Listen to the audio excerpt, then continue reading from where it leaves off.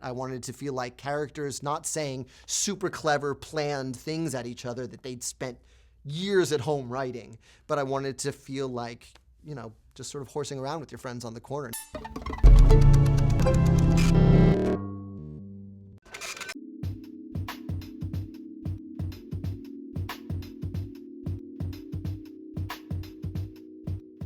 So, 2002, 2003, we're working on Heights in the basement of the Drama Bookshop.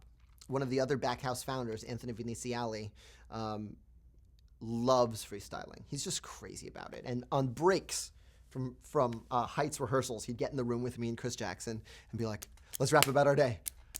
Let's rap about our day. What did you do? And we would freestyle. And it was the first time I ever really seriously did it. We used to do it with like a beat machine in the background or like pre-recorded beats. We were lucky enough to be found by this guy, Chris Sullivan, aka Shockwave, who's like one of the best beatboxers in the world, and who became part of the collective. And we do this improvised show. So we start with a verb, and that gets us going. And then we do a bunch of other sort of songs. It's all based on audience suggestions. Every show is very different. And we end by doing the day in the life of someone who is an audience member. They talk us through their day, and then we do the hip-hop musical theater version of their day. And you know, it's really thrilling. It's really jumping off a ledge.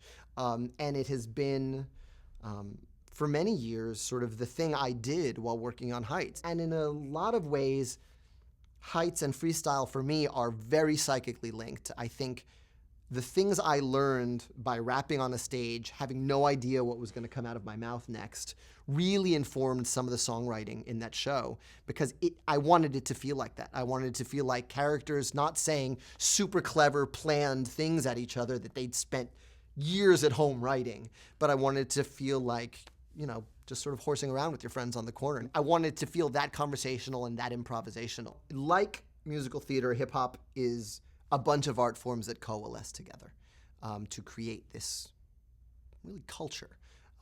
You know, it was sort of born out of the ashes of the South Bronx. Robert Moses had burned down half of it to make his Cross Bronx Expressway, and in his wake, in this burnt out part of New York, people started having parties, and people started scratching records, and people started breakdancing, and this beautiful culture was born.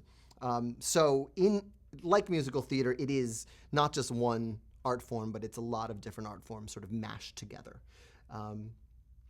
The difference in songwriting between hip-hop and musical theater, there are similarities, and then there are really clutch differences, and I think the key to the success of Heights was really understanding the difference. I think that musical theater places a very pure emphasis on pure rhyme. Not rhyming moon with doom, that's not a real rhyme, but moon with June, and that real rhyme. Whereas I think hip-hop, the reward for the listener is often the unexpected rhyme. It's Biggie rhyming awning with good morning because of the way he says it. It's Jay-Z saying, don't let me put Al Sharpton in it because I'm dark-skinned today.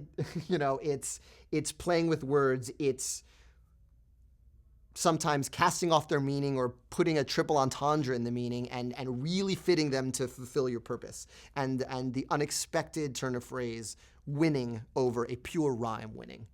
And so, you know, with Heights, every lyric was me threading that needle so that someone who came in who could care less about musicals, you know, saw this as authentic hip-hop music because we're doing this here with the language and we're doing this here. But a musical theater enthusiast can come in and say, okay, there's not pure rhyme here, but he's doing 50 other things craft-wise from, you know, through Sunday to, you know, this guy knows what he's doing.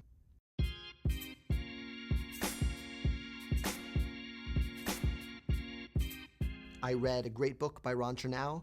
It's sort of the definitive biography of Hamilton. I finished the first chapter and said, this is a hip-hop musical. I think it touched on a lot of issues that I wanted to write about but didn't have a way in on, particularly, not only with hip-hop culture, but just in general. The fact that Alexander Hamilton was an immigrant who came from another country and saw America as a way forward for himself, and fell deeply in love with making it the best country possible. The fact that most of our country economically is based on this guy. It was built by this guy who was working for a trading charter at age 14, was an orphan by then, and also caught beef with every other founding father. I mean, really walked into every room thinking he was the smartest guy in it. The only problem was he was walking into rooms with Thomas Jefferson, Benjamin Franklin, George Washington, John Adams. These were all very smart guys.